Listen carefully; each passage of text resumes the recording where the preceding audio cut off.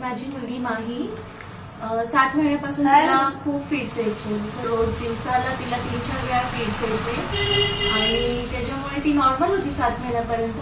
पण त्याच्यानंतर फिट्समुळे तिचं ब्रेन डॅमेज झालं, त्यामुळे ती अशी आहे, म्हणजे अशी झाली होती.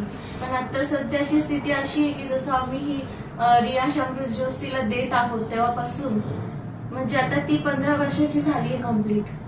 रोज तिला 3-4 वेळेस फिट्स यायचे आणि आता असं झालंय की तिला अजिबात एक पण फिट येत नाहीये.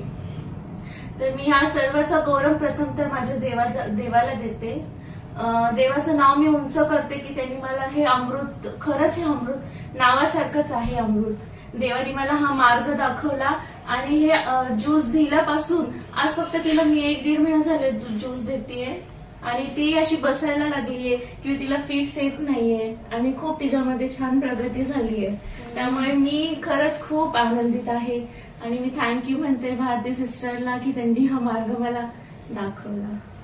आत्ताच आपण पाहिलं आणि मागच्या वेळेस जेव्हा मी आणि तृप्ती मॅडम माहीला भेटायला आलो होतो तेव्हा तिला बसता येत नव्हतं आणि आपण आता बघू शकतात की ती मनाने बसलेली आहे, म्हणजे थोडासा आधार न घेता ती अशी बसलेली आहे.